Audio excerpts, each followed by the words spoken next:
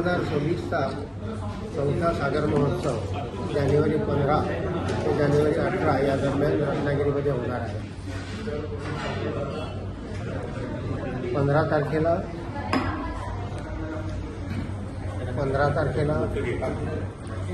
मॅन्ग्रू अभ्यास फेरी म्हणजे खारफुटीची अभ्यास फेरी आणि संध्याकाळी खडकाळ समुद्र अभ्यास फेरी असा कार्यक्रम आहे. आणि 16 तारखेला या महोत्सवाचं उद्घाटन आहे. या उद्घाटनाला आपल्याकडे डॉक्टर शैलेश नायक जे सेक्रेटरी होते अर्थ सायन्सेसचे आणि 1-2 वर्षापूर्वी त्यांना पद्मश्री पण मिळाली आणि आत्ता सध्या डायरेक्टर ॲडव्हान्स स्टडीज बँगलोर असे ते कार्यरत आहेत. असे डॉक्टर शैलेश नायक आपल्याकडे प्रमुख पाहुणे आणि त्यांचाच कीनोट ॲड्रेस असणार आहे. आणि त्यानंतर 2 दिवस आपल्याकडे खूप मोठी मंडळी येणार आहेत. डॉक्टर दीपक आपटे आहेत, त्यानंतर सागर संस्थेचे म्हणजे राष्ट्रीय सागर संस्थेचे डॉक्टर दामरे, डॉक्टर ठाकूर आणि डॉक्टर इंगोले असे तिघांची वेगवेगळ्या विषयांवरती लेक्चर्स आहेत. त्यानंतर डॉक्टर मांडे जे सेक्रेटरी होते सायन्स अँड टेक्नॉलॉजीचे आणि त्यात डायरेक्टर जनरल ऑफ BCS आहेत ते, त्यांचाही एक व्याख्यान यावर्षी आहे.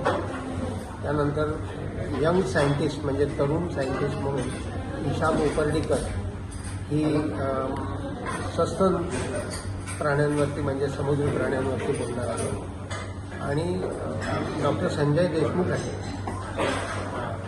Former vice chancellor Mumbai university, यांचंही एक लेक्चर आहे.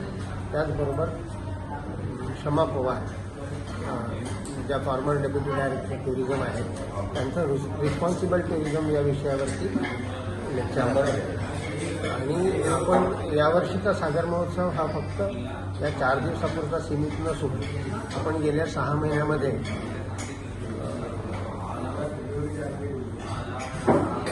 जंजिऱ्यापासून पुढे आपल्या पालघरपर्यंतचे जे सगळे 6 किल्ले आहेत त्या किल्ल्यांचा 2 सीझन्सचा म्हणजे पावसाळ्यात आणि हिवाळ्यात असा फ्लोरा फौनाचा अभ्यास केलेला आहे. त्याचा एक कन्सॉलिडेटेड रिपोर्ट आपण या सागर महोत्सवामध्ये देणार.